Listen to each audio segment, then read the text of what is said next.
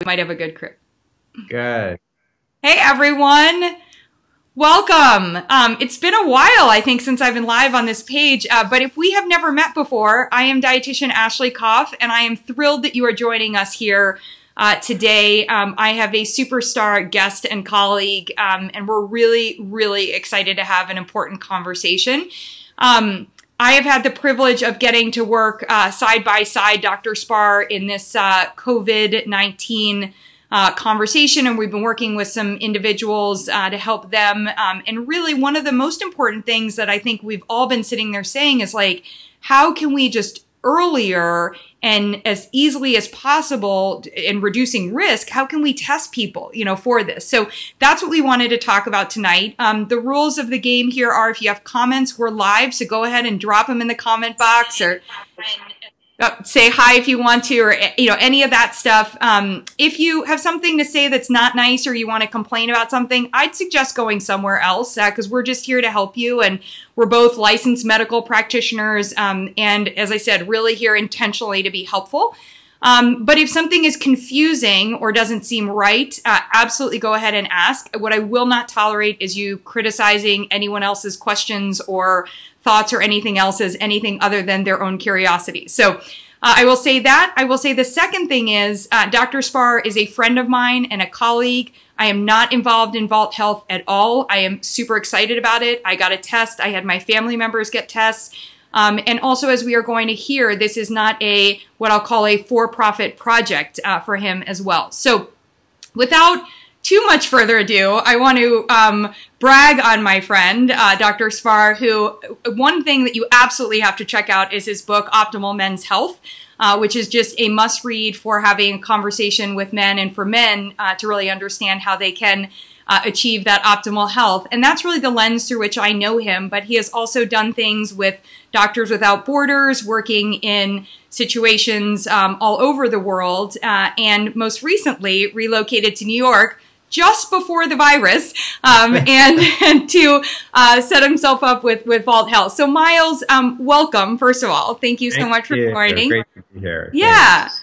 And I think, the most important thing that I'd love to just right away get started off with is, what is the story with testing? We've heard that we need to be tested. So let's start off with what tests are available and what can we understand from tests?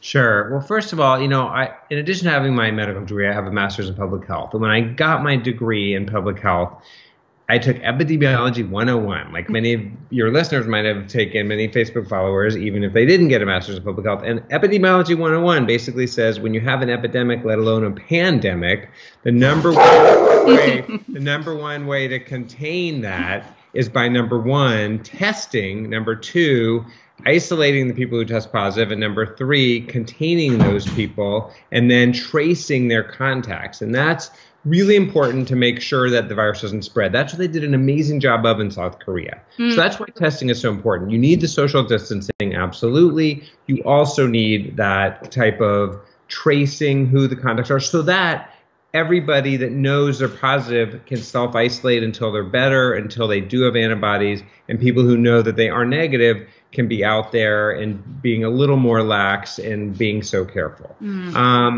But they're getting traced to see who they've had contact with and pulled out of circulation, so to speak, if they ended up finding out, oh, there's someone I was around that had this. So those are the two big testing, is who has it now and is contagious, even if they don't have symptoms, and who has had it and has antibodies.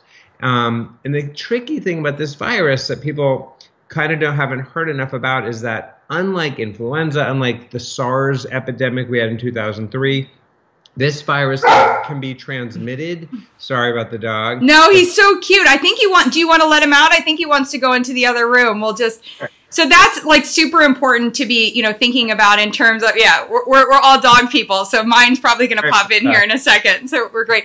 So that's super important to be thinking about, which is this whole traceability, which has not been something I think people have been hearing as much as they should about. Yeah. Right. Traceability. And it's especially important in this virus is what I was saying is because this is weird. This virus doesn't cause symptoms right away. Like influenza, you get symptoms right away. SARS, when that was a serious thing, you got symptoms right away. This one, you actually don't. Some people don't get symptoms at all.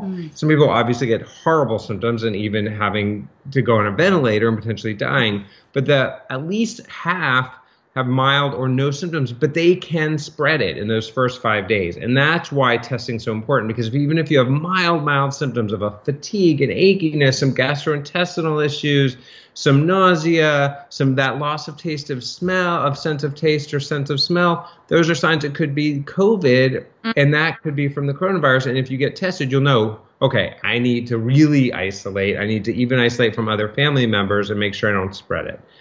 Antibodies are the next test, and that shows if you've had it and are now immune. So in terms of, you asked what's available right now, so you can get the testing in drive-through test centers at your doctor for coronavirus. What's exciting is that our company just started offering a test you could do in your home.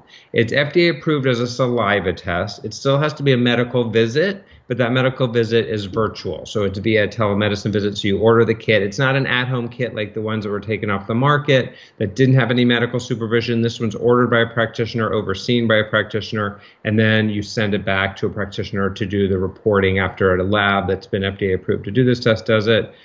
Otherwise, you can get these tests done at a drive-through center in various places or by your medical practitioner. But we've been hearing that you have to be like close to death to get those tests done. And we were, I was just talking with, I say that these days, but I was in a group talking with some dietitians, and one of them has been sick and has family members who are also sick. And they just said, well, presumptively, we're making the presumption that the other people are sick. They're not offering them the test kit.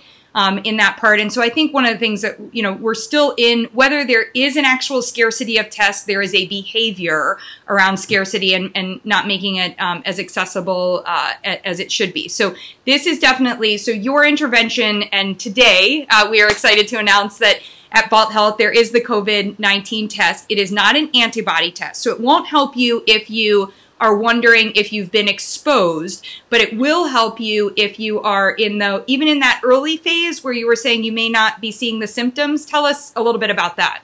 Yeah, it'll help you to know if you are contagious, because that's when actually they've done studies, you can spread it. That's why now we're asking people to wear masks, because we've found that this virus is spread through talking, through breathing that releases the viral particles into aerosolized bits in the air, which is like when the sun comes in the window and you see the little particles, there's lots of fine particles that spread. So you can be spreading it unknowingly by having it.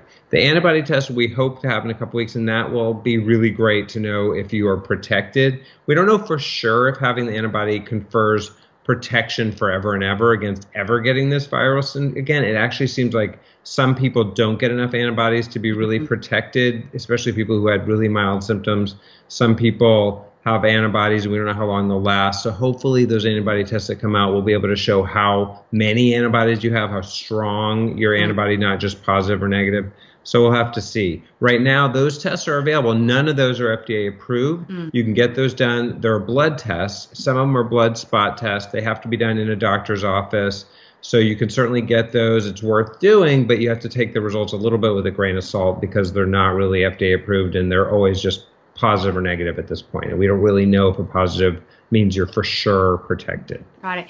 So going back to thinking about the testing and sort of in this space. So it may seem obvious, but especially because we've been talking a lot about this and, sort of scenario storming, but I just want to go through. So if somebody gets tested today and their results come back negative, that does not mean anything about behaving differently, because you are still susceptible to then getting the virus. It just means in the here and now, if you had no exposure, so if you just stayed in your home and you weren't around anyone new and, nobody came in with different shoes on or, didn't track it in, you would be okay in that part. So what would you say would be a trigger point for someone thinking that they should get tested?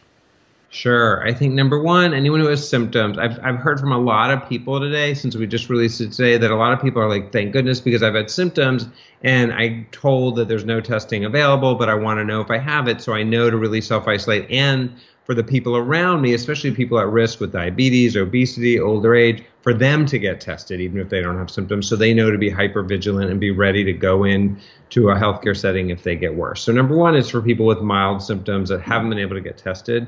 Number two, it's for people again, our test is officially approved for people with symptoms. So you have to have some symptoms. But for example, in my case, I'd like to go see my father-in-law. He's a widower. He's alone. He's like 10 miles away. But he's been too scared to have me or our kids come visit him because he's scared of us getting him sick. Well, now if we get the test done, again, if we're really careful from the time we do the test until we get the results back and don't get exposed, and that test comes back negative, I feel a lot more confident saying, you know, it's okay. We can come visit you and even give you a hug and spend a little time with you, knowing that I just had a test that was negative. Again, it doesn't mean I'm going to change all of my behavior, but in instances like that, it's powerful. I had a friend whose father was literally dying in the hospital and her mother was all alone. Yeah. And none of the kids, the grown kids, could go be with her while her husband of 60 years, I mean, literally, it's like, you can't even conceive of how hard that is. Right. So for me to say, all right, do this test, and if it's negative, you can go be with your mom while you're waiting for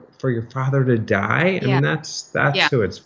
And I want to scenario storm a little bit on that one because you brought something up, as I've told you, is personal to me as well. We have, you know, a lot of this is hitting each of us personally.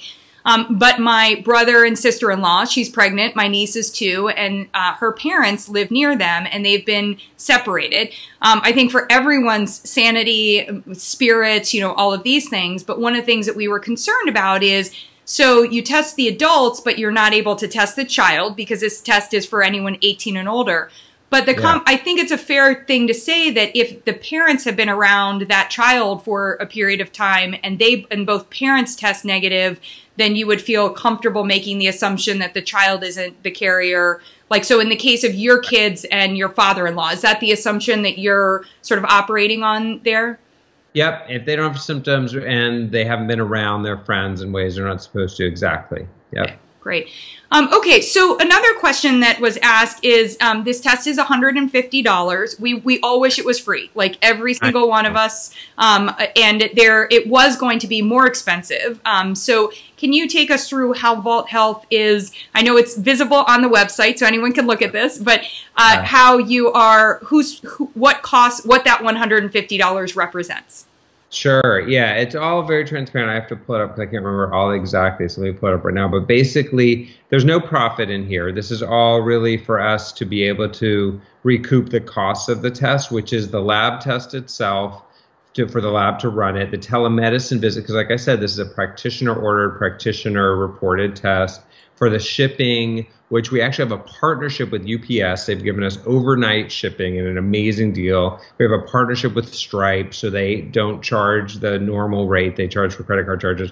So all of that's $150. It's $5 for the physician to do the ordering and reporting that oversees, like the nurse that talks to you on the phone. The nurse that talks to you on the phone gets $10 because it's usually 5 to 6 minutes to do the whole thing. The overnight shipping is $29. Operations, meaning the cost of just our staff to set up our telemedicine network, to answer the calls, to train the practitioners to do this, which we're running 3 trainings every day. We have hundreds of practitioners we've recruited, is $32, and the lab test itself is $74. So that's $150.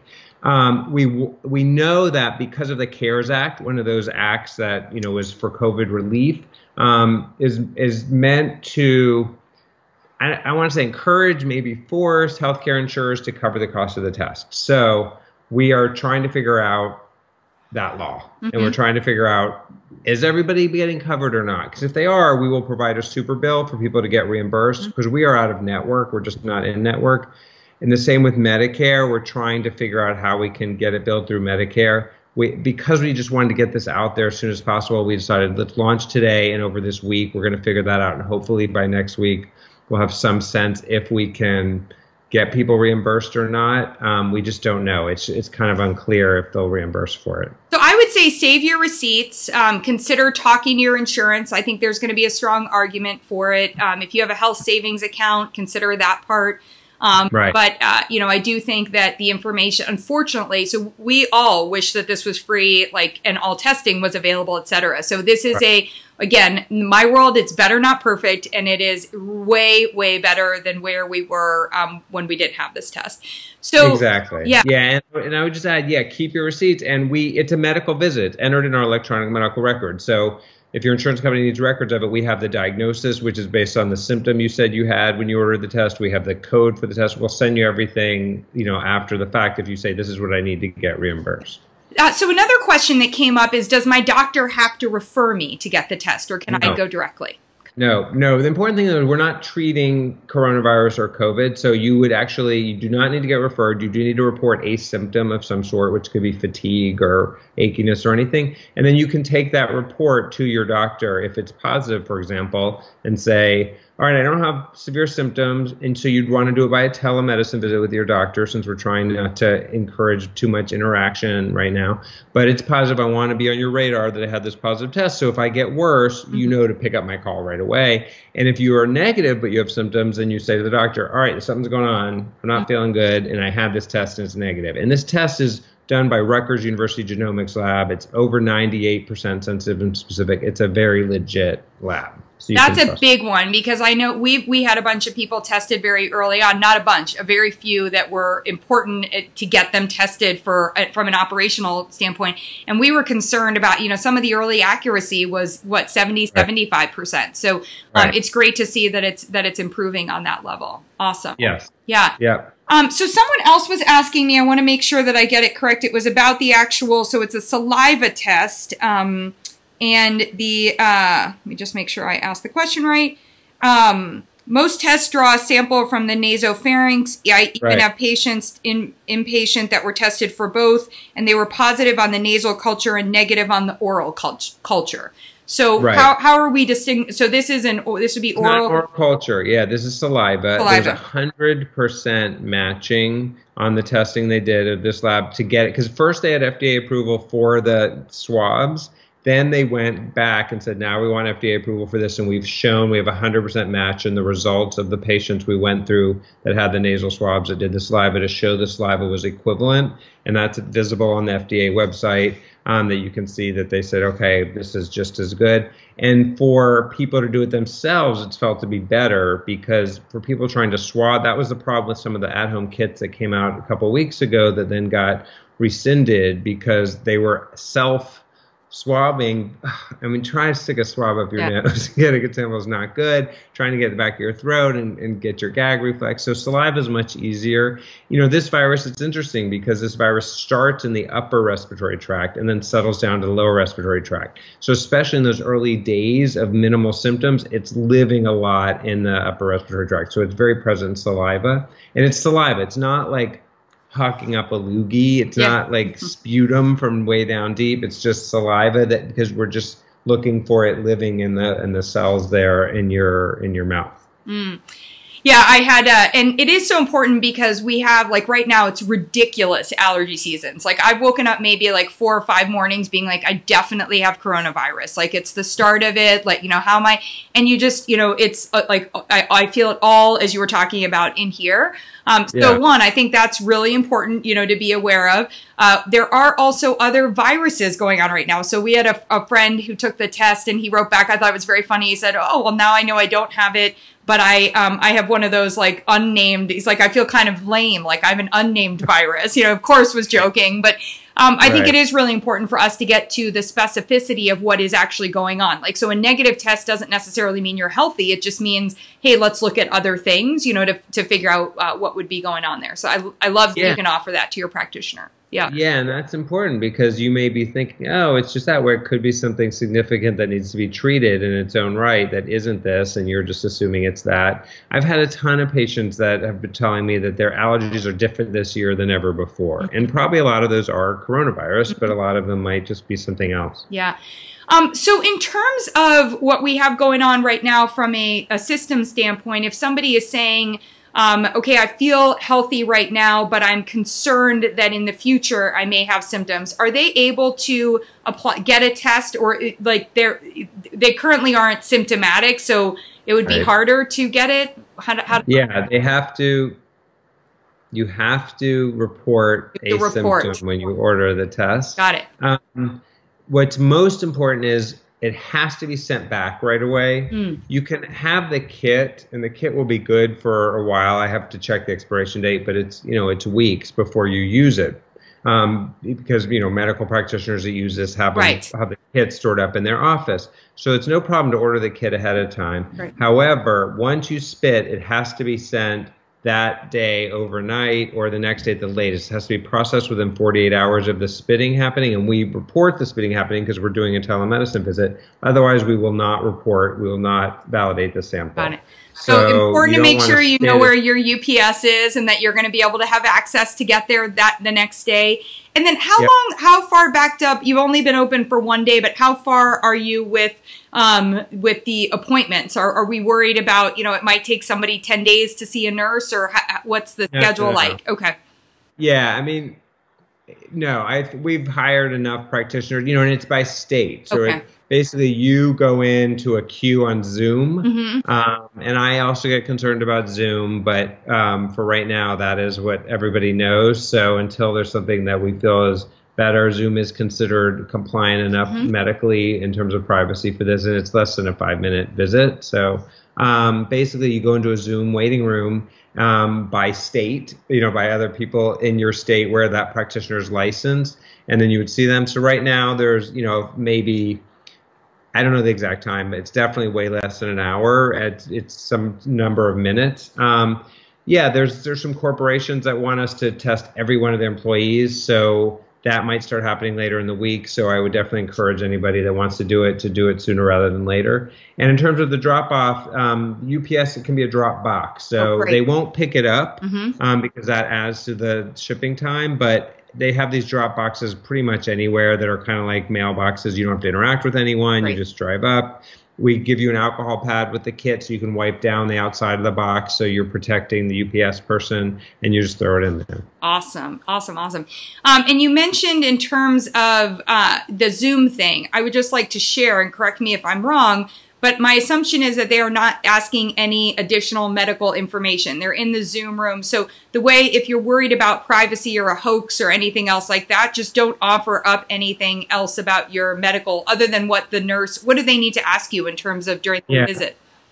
Well, they do have to verify your identity. So basically, when you log on and set up your account, you put in your date of birth and you upload a picture. And that's because of what you just said. Initially, our protocol was ask the person to show their ID up to the camera of Zoom. Because of the Zoom issues, we decided we don't want to do that. So you upload a picture of your ID onto the electronic medical record. So then the practitioner will look in the Zoom room. They'll see, okay, Ashley's there. So then they'll pull in Ashley. They'll say, tell me your name and date of birth. And then they'll look at the picture that's already on the electronic medical record that you've uploaded and make sure it matches pretty much with who they're talking to. And then that's it. So all you have to do is verify name and date of birth. They won't ask you about anything else. And then they'll just say, okay, I'm just going to talk you through spitting. So if some Zoom bummer wants to watch you spit. Yeah, and I think that's important to just distinguish. You're not going to be asked a bunch of questions about your medical history or these other things. So in terms of privacy, I'd be way less concerned about it than a regular medical visit in terms of that. Yeah. Yeah, you've entered all your symptoms into the electronic medical record, which is HIPAA compliant and very safe. Great. So we have a couple of minutes. I promised that we would be done by 9. First of all, anyone joining, if you have questions, hi Candace, great to see you. Please, this is a great opportunity to ask them of Dr. Spar. If you have questions or if you have comments and things that you want to share, go ahead and I will cruise direct and share those. But because we have you here, I would love for you to help us crystal ball this a little bit. This seems to be everybody's favorite hobby. And, I think you're one of the people who I trust the most and also just have a very sound approach to thinking about how we are going back to some new normal. We're not going back to where we were, but we're going back to some new normal.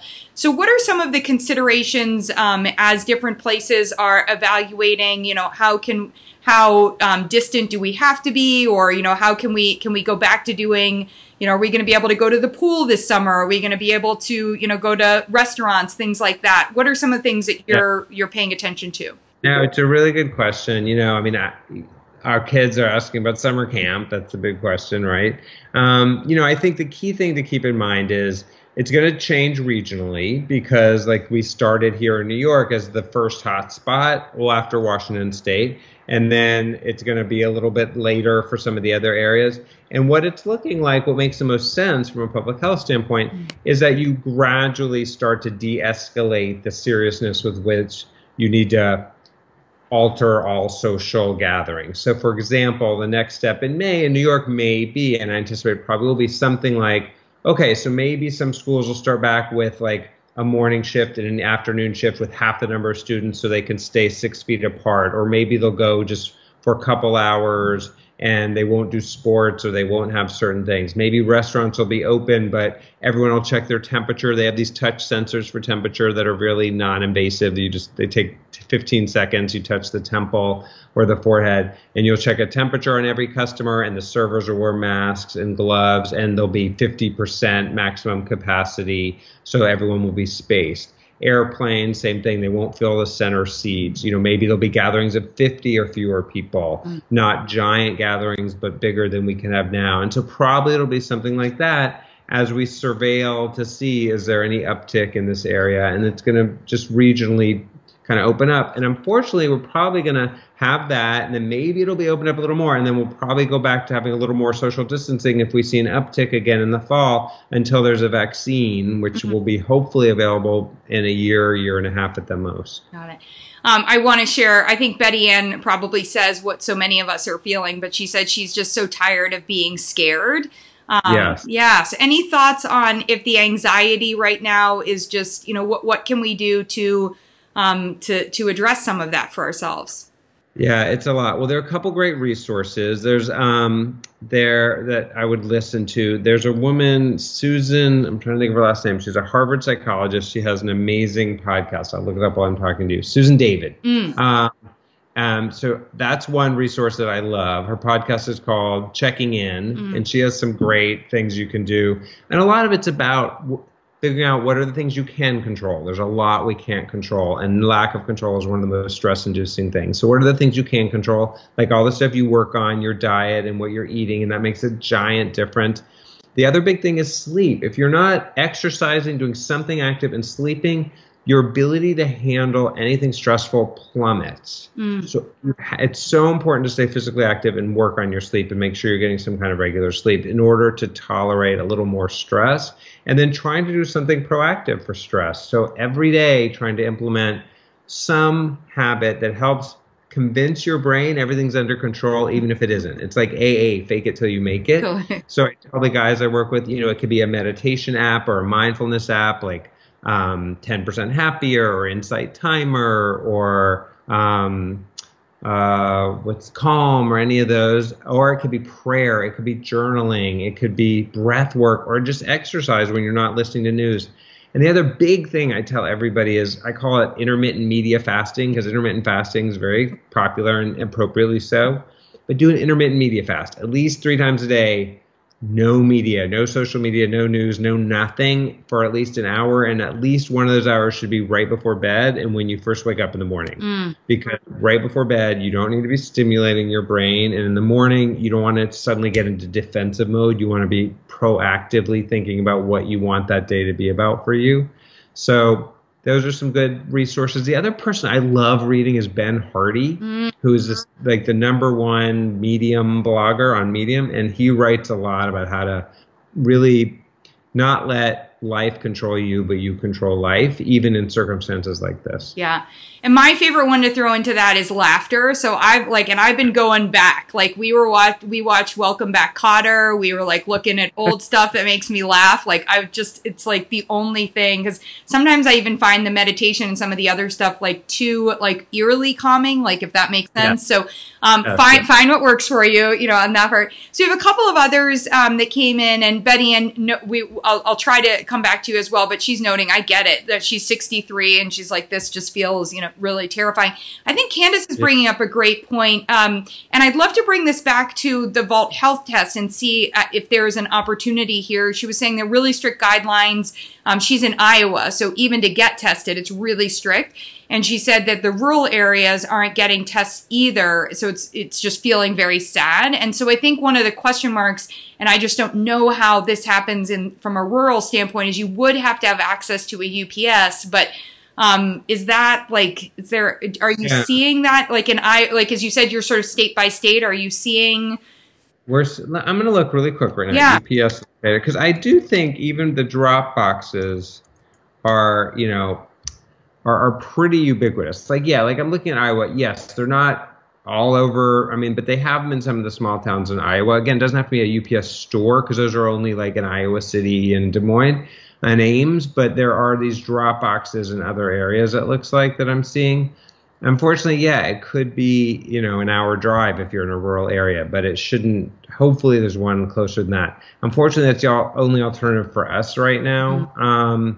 Just because that's like I said, we partnered with the UPS, and because it has to get to the lab in 48 hours to be processed, we can't risk having it picked up and having it delay longer. But Candace, I do think that's a huge opportunity, because what you have done is you've removed one of the biggest barriers, and that is that there are no guidelines other than reporting of a symptom. So as you mentioned, fatigue or, irritated throat or, these things. So reporting of a symptom would allow you access to this. And then, of course, the other one is the cost associated.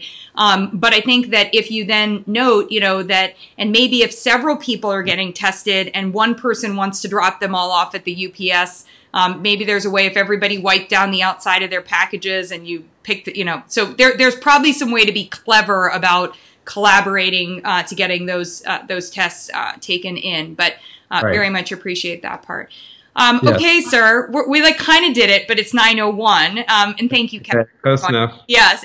So anything else that you want to share about sort of where you guys are at, or what's going on in the landscape of, you mentioned the antibodies. Can people be expecting that test maybe in the coming month, or where do you think you're at? Hopefully in the next few weeks. The lab partner we have is amazing. He's a brilliant PhD guy that runs it. So we're hoping in a few weeks. For any men's health issues, that's our specialty. This is something we do for men and women, obviously, for anyone 18 and over. But typically, we have a lot of things at Vault Health for men. And if you have any questions, you can go to that website.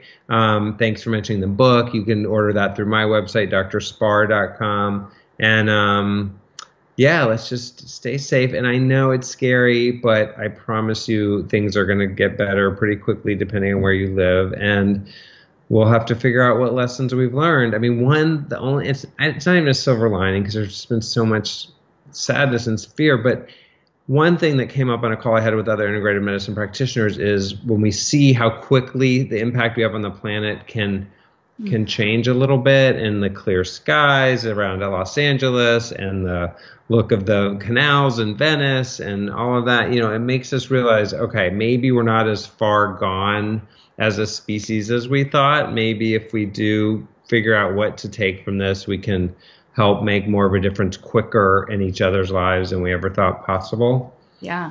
I don't know, just a thought. I hear you. And I think there's never been a more important time to cut through just a lot of the infobesity and ridiculous information about nutrition and health that's out there, and really go back to the basics of, and I keep it as simple for people. We want to, focus on getting in a rainbow. It is important when you do get your physicals to see, and to get your physical when you are able to, but to see with your lab tests, how am I doing from a nutrient standpoint? There are some practitioners that take it a step further, where they're doing micronutrient testing, and that may be helpful, especially for some of you that are worried about your immune system, and does it currently have what it needs to work effectively, and especially as we think about, hey, I've done okay, but what do I want to really do proactively going into the fall? Well, I know my proactive approach is it's very difficult for me to remember to get in orange fruits and vegetables. I'm focusing on those. They're very good for your immune system, right. And making sure that you're getting your vitamin D and that your digestive system is working better. So, this isn't maybe one of the other silver linings, if we are talking silver linings, is maybe we can move away from some of the emphasis on, which diet is better for just losing an ounce of fat, as opposed to what really does the body need to maintain our health and support, our health, so that we are building and maintaining robust immune systems. So, yeah. For thoughts. Thank you everyone for joining. Hey, if you liked what you saw here, I'm also, and if you're happening to watch it at a point later and you didn't join us live, thank you. And feel free to drop anything in the comments. I will make sure that if any comments come up that I'm not equipped to answer, that we'll get Dr. Spar's genius in there. And if you liked what you saw, we are doing this solely for putting information out there that can be unbiased and, well, maybe in the case of Dr. Spar, because it's his company, a little biased, but very informed. So that part is good. But please share it. We would really appreciate that part. And if we can be helpful for you and yours, let us know. You can reach out to us here, or you can grab Dr. Spar. He's pretty much everywhere online at Dr. Spar or at drspar.com. And thank you for joining us, sir. I appreciate it. Thank you. My pleasure. Always. All right, everybody. Bye.